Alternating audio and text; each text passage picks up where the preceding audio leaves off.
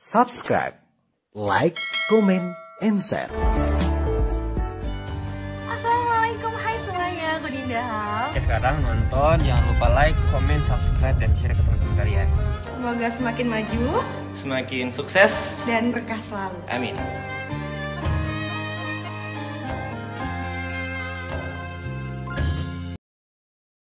Lingkungan pekerjaan yang kita bukan menjadi teman saat itu, lagian kita juga bukan tipikal yang harus mengejar, kita harus jadi bagaimana banget. Yang penting dalam standar hidup kita sudah berani sebaik mungkin. Aku sebagai ayah, sebagai suami, dia sebagai ibu, sebagai anak juga, sebagai teman. Dan ya itu hal-hal seperti tadi kayak standar itu kayak gitu, kita udah alhamdulillah udah siapin. Ya, ada juga yang udah mantap menikah, tapi belum ada jodohnya. Tadi juga ada yang bilang, gimana sih seorang Ray menjemput jodohnya? Mungkin bisa cerita lagi nih. Terkadang tuh Mas ya, aku nanggapin yang tadi dulu ya. Ada orang yang sudah siap finansial, semuanya prinsip sudah siap semua, tapi belum ketemu jodoh. Balik lagi, kayak aku bilang, aku pun sampai di tahap ini, di titik ini, yang hebat itu bukan karena aku yang punya prinsip dan sebagainya, tapi memang ini Allah semua yang hebat mengatur hidupku sedemikian rupa, sebagus ini, seindah ini ya. Walaupun orang mungkin ngeliat cuma ada bahagia-bahagia, orang nggak tahu di belakang kita struggle-nya seperti apa, tapi ya.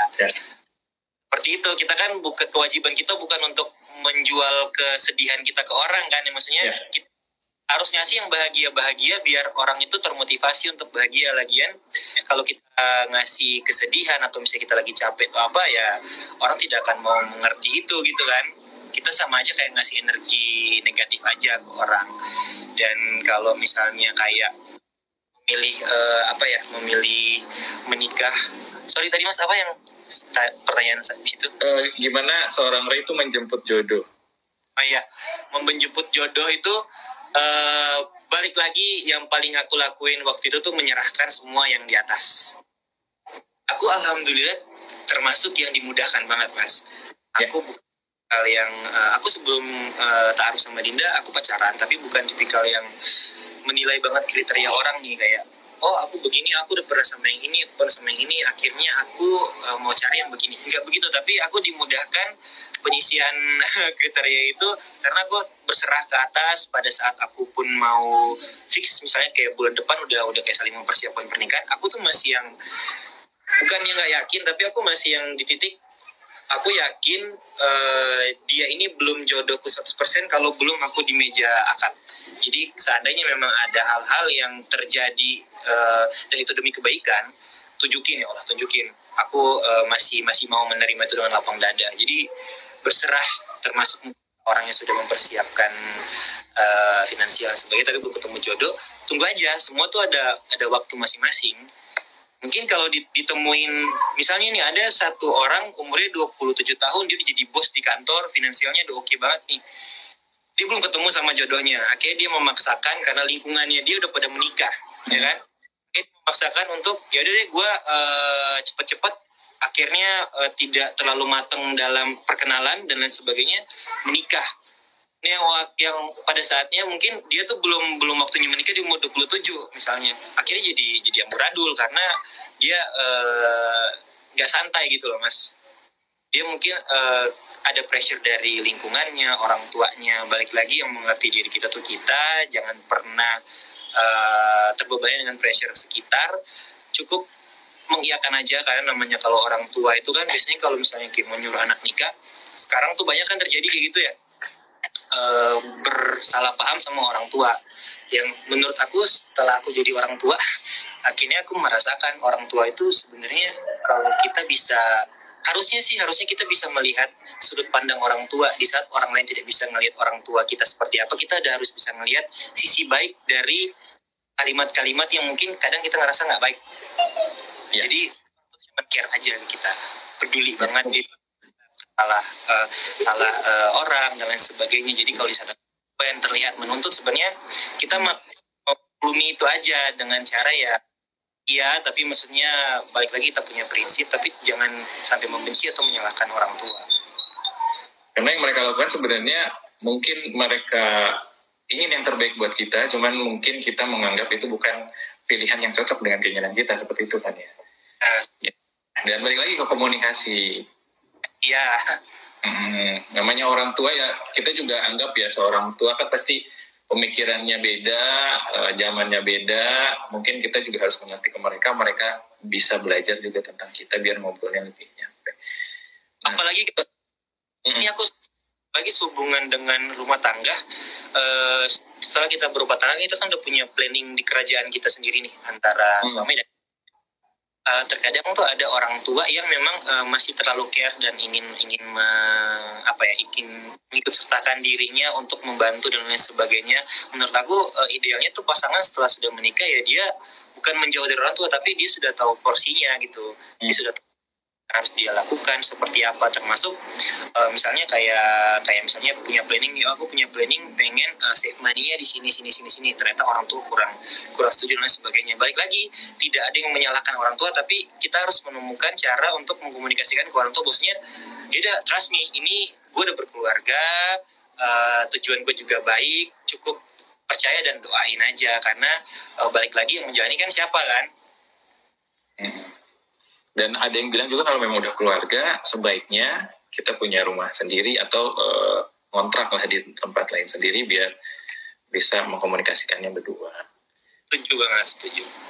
Ini ada dari Rofikol 20 nih, apakah yang membuat seorang Ray yakin udah ketemu jodohnya nih? Ini Dinda jodohku nih kayaknya. Gimana nih bisa yakin dan akhirnya bisa menikah? Ngelihat ini sih Mas, kalau aku tuh ngelihat dari personality-nya Dinda juga. Jadi di saat aku sayang banget sama keluarga, aku bertemu dengan orang yang sayang banget sama keluarganya. Di situ aku ngelihat, di sisi lain, Dinda ini adalah orang yang dia akan menumpahkan rasa sayang itu ketika kita sudah berkeluarga nanti, ke keluargaku juga. Dan memang kalau untuk bisa dibilang aku ngulik banget dia yang gimana-gimana, itu enggak. Aku banyak berserah aja. Baik lagi, aku selalu punya prinsip berbaik sangka itu tuh akan menjadi yang baik juga. Saat itu aku berpikir Dinda ini baik orangnya, maksudnya orangnya sesuai dengan apa yang aku lihat ya gitu. Ada sikap-sikap yang menurut aku kurang cocok dengan aku, itu hal yang wajar, karena kalau aku misalnya cari kan baik nggak ada, karena maksudnya itu malu aja kalau terlalu begitu. Diri kita ini tuh nggak sesempurna itu, bahkan nggak ada sama sekali. Belajar dari kekurangannya dia juga. Nggak ada yang sempurna. Dan tadi sih yang aku tangkap adalah kita berjalan di zona waktu masing-masing. Kalau misalkan tadi udah ngejar nikah tapi memang belum ada persiapan, ya kita persiapkan dulu. Dan yang paling kayak sekarang nih aku udah mau anak 2, aku sudah mulai sekolahnya anak dan lain sebagainya gitu. Udah bener-bener ini, makanya wadah dan ini insya Allah adalah wadah yang sangat membantu kondisi-kondisi seperti mungkin saya akan menghadapi udah mau punya anak 2, ini anak 1 udah mau masuk sekolah. Artinya alhamdulillah rezeki sekarang masuk, alhamdulillah rezeki sekarang masuk terus. Tapi kalau kita tidak pintar mengatur itu di kemudian hari, menurut aku akan zong gitu. Jadi mulai sekarang belajar cari, kita juga kayak kira-kira ini save money-nya di mana, kira-kira kita sampai sekarang pun tabungan emas kita terusan, bahkan itu hal yang jadi, misalnya kayak aku punya rezeki, tiba-tiba rezeki aku pasti kayak beli emas buat kayak ini, buat tambah lagi buat si adik, buat si ini, karena seperti yang kita jelasin tadi, emas menurut aku sejauh ini yang paling stabil. Oke. Ada yang bilang kalau misalkan mengelola keuangan itu simple, cara mengelola pendapatan kita itu, ini aku cerita sedikit tentang mengelola keuangan. Jadi mengelola pendapatan kita itu cukup dengan metode 10, 20, 30, 40. Nah itu aku belum pernah dengar tuh. Nah, ini ada metode yang biar kita membagi pendapatan lebih mudah. 10, 20, 30, 40. Jadi ada 4 kebutuhan keuangan yang harus kita penuhi. Itu kebutuhan yang 10%, itu kebutuhan untuk sosial, zakat, sodako buat keluarga dan lain-lain. Gitu. Nanti yang 20% untuk investasi. Jadi kalau yang tadi untuk masa akhirat kali ya, kalau yang 20% ini untuk investasi untuk masa depan, bisa di nabung emas, nyicil emas, ataupun di investasi lainnya. Nah, yang 30% itu untuk membayar biaya yang kita nikmati kemarin, seperti bayar hutang. Jadi, biaya masa lalu. Bayar hutang, cicilan, kredit, dan lain sebagainya. Rumah, misalkan, dan lain sebagainya. Nah, yang 40% itu untuk yang kita gunakan di masa kini. Jadi, 4 kebutuhan masa akhirat, masa lalu, masa depan, dan juga masa kini. Itu mungkin bisa menjadi inspirasi. Itu juga tidak saklek karena pasti ada perbedaan. Kalau Ray sendiri ada pembagian proporsi nggak biasanya untuk setiap bulan? Aku ada, tapi mungkin belum terstruktur itu ya. Tapi maksudnya bisa dicontohin itu tuh bagus banget. Jadi tidak ada yang kaget gitu loh, mengurangi risiko kaget. Karena kalau aku sendiri itu biasanya dari yang aku terima, karena kan aku juga sekarang punya planning buat bangun rumah impian sama istri, jadi mengalokasikan sebagian besar itu ke rumah, tapi aku memang selalu menyisihkan juga buat ngaduin istri, karena menurut aku berkahnya itu di saat kita kayak ngebagian istri, pasti akan walaupun jangan bicara tentang rezeki yang bakal balik, tapi dari dia tersenyumnya, dia bahagia, moodnya oke, akhirnya kita kan di rumah jadi kayak happy gitu kan. Jadi disisihin buat yang udah pasti itu zakat juga ada ini sendiri, terus dialokasikan ke rumah, terus ke kebutuhan di rumah juga, dan tadi aku bilang tambahan untuk ada buat kado buat istri kayak gitu. Tapi ini ini harus dilakuin sama semua orang, cuman ini karena emang aku seneng aja. Ya mungkin yang porsi itu bisa masuk ke ini juga ya, investasi jangka panjang ya. Membahagiakan istri itu investasi jangka panjang. Itu paling panjang banget, Mas. Aduh. Oke, ini juga buat sahabat semua nih yang terinspirasi, bisa nyisihin juga untuk istri. Karena jangan sampai kita tuh ngasih uang hanya untuk kebutuhan rutin aja ya. Iya. Jadi seperti orang nitip uang aja, tolong dikelola, digunakan untuk kebutuhan sehari-hari. Sedangkan untuk istrinya sendiri kadang kita mungkin lupa untuk memberikan sesuatu untuk istri. Ya, betul. Hal-hal seperti itu sebenarnya hal-hal yang mungkin, tapi balik lagi kondisi masing-masing ya. Ya. Aku sih dari sebelum menikah itu memang aku sudah notes ke diriku sendiri bahwasanya maksudnya ini tugasku adalah membahagiakan seseorang gitu. Dan dengan berjalannya waktu, proses akhirnya bahagianya dia menjadi bahagiaku juga. Jadi sebenarnya aku sudah membahagiakan kita. Gitu. Betul, apalagi tadi kita udah dengar nih dari seorang Ray yang persiapan anak kedua, udah mulai planning buat anak sekolah, udah jauh-jauh hari loh dia planning, padahal masih istilahnya masih dalam kandungan aja udah planning. Ini juga buat sahabat semua. Kalau udah kalau tidak dari sekarang, kapan lagi? Itu apalagi mungkin, jadi tidak ada kata terlambat. Mau investasi dimanapun boleh, dan bisa juga mencoba salah satu investasi, yaitu investasi emas di Pegadaian. Minimal 50.000. Ya, minimal 50.000 sudah bisa nabung emas di Pegadaian. Atau kalau nggak di aplikasi Pegadaian Syariah Digital juga ada. 50.000 bisa transaksi tabungan emas. Bisa mulai buka tabungan emas ataupun mulai nabung emas. Atau bisa juga di outlet Pegadaian. Kalau di outlet Pegadaian minimal 10.000-an sudah bisa. Oh, bahkan lebih murah lagi kalau misalnya di outlet. Jadi dapat 0,0 sekian gram. Nanti dikumpulkan, nanti saat dibutuhkan, pas anaknya udah sekolah, kita kebayangkan 5 tahun lagi atau 10 tahun lagi, harga emas sudah berapa pas kita jual, value-nya, nilainya itu bisa menutupi untuk kebutuhan di masa depan, mudah-mudahan, amin. Karena aku sendiri dulu masuk kerja itu 2007, itu masih 300.000, sekarang udah hampir 1 juta 1 gramnya. Ya, jadi memang value-nya itu tidak berubah, maksudnya nilainya terus naik, dan value-nya itu tetap bisa gunakan untuk kebutuhan di masa depan. Mungkin itu salah satu buat inspirasi semuanya. Oke. Gak kerasa udah hampir 1 jam kita ngobrol. Kita belum buka pertanyaan lagi nih. Oh iya. Coba buka pertanyaan lagi. Nih dari Cindy Saifa. Persiapan dari Kak Ray sebelum nikah, apalagi baru kenal beberapa bulan. Apakah cukup atau kan memang sebelumnya udah ada persiapan? Seperti apa nih? Persiapan apa nih? Persiapan mental atau finansial? Semuanya kayaknya nih, mental dan finansial ini. Ya, tadi sebenarnya aku udah jelasin di awal Ya. kan.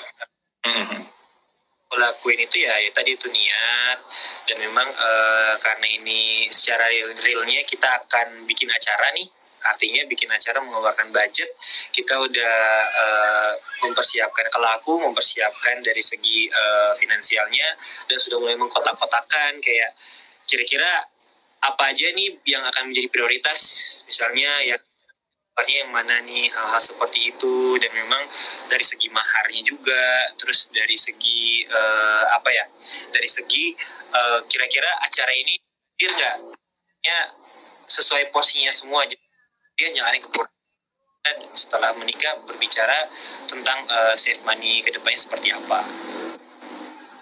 Kalau mental aku udah cerita juga tadi, kalau mental itu ya balik lagi ke goals hidup masing-masing. Aku ngerasain siap, dan aku ngerasa aku yakin pasanganku ini orang yang bisa sama-sama bersinergi untuk saling membagikan keluarga juga. Ya seperti itu. Ini juga ada yang nanyain bagaimana caranya benar-benar yakin kita dan pasangan itu memang udah pasangan yang pantas. Tapi aku tadi dapat sih poinnya. Tadi kan seorang Ray itu menyerahkan pada Allah dan akhirnya dipermudah. Dan aku juga ngerasain yang sama. Jadi dulu kenapa aku merasa yakin dia adalah jodohku, karena kok dipermudahkan gitu. Ketemu orang tuanya dipermudahkan, terus kenalnya juga dipermudahkan, terus mengalir akhirnya menikah. Apakah seperti itu? Mungkin bisa diceritakan juga nih. Jadi gini Mas, ada sesuatu hal yang tidak bisa terucap dengan kata. Jadi kalau misalnya ketemu sama Dina tuh, aku kayak ada klik yang aku tidak merasakan ini di sebelumnya. Bukan ngegombal atau apa ya. Dan balik lagi, manusia itu sikapnya manipulatif. Jadi kalau kita tidak menyerahkan ke Sang Maha Pencipta, menurut aku, apapun kita menentukan kriteria, sepintar apapun kita mau mencari, mengetahui sikap dan karakter orang, tidak akan 100% mulus. Jadi benar-benar menyerahkan ke yang di atas aja, dan banget positive thinking, karena kan ada tuh bahkan suatu hubungan yang masih baru kenal, tapi sebenarnya dia mau make sure, dia mau mencari tahu, tapi sudah diisi dengan negatif yang jadi bola salju yang makin hari makin besar, yang dia nggak memilih untuk bertanya, dia memilih untuk simpan di kepalanya dia kenegatifannya itu. Jadi hal seperti itu menurut aku harus dikurangin ya, karena baik lagi apa yang kita pikirkan itu bakal terjadi.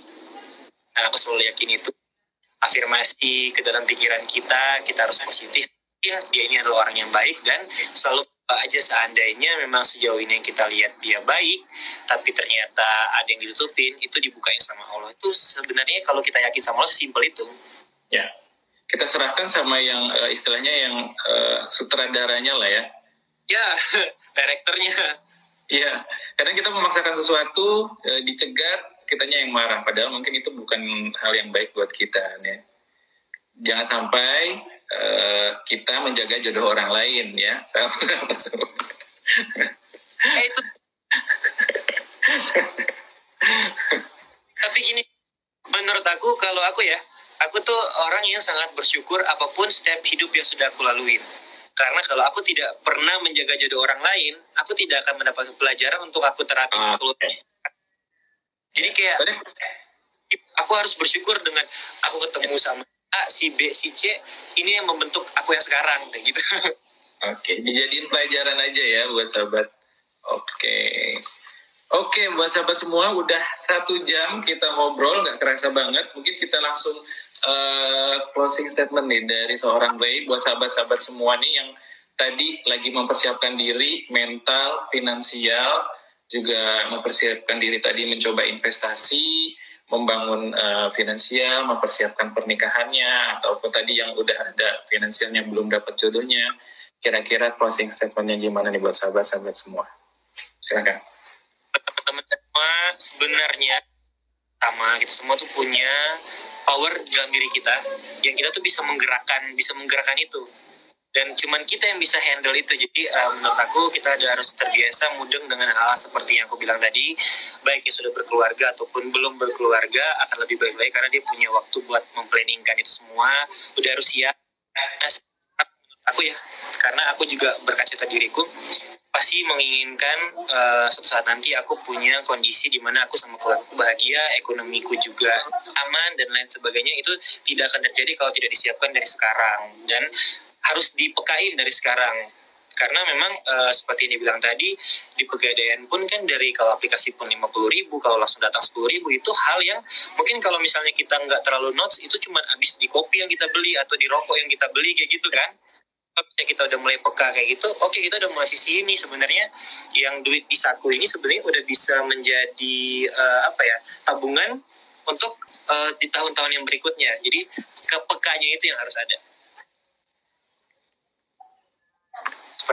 Dan mungkin semoga berniat baik, semua orang yang mempunyai seperti yang aku bilang tadi, semoga dilancarkan dan berkahnya dapat. Amin.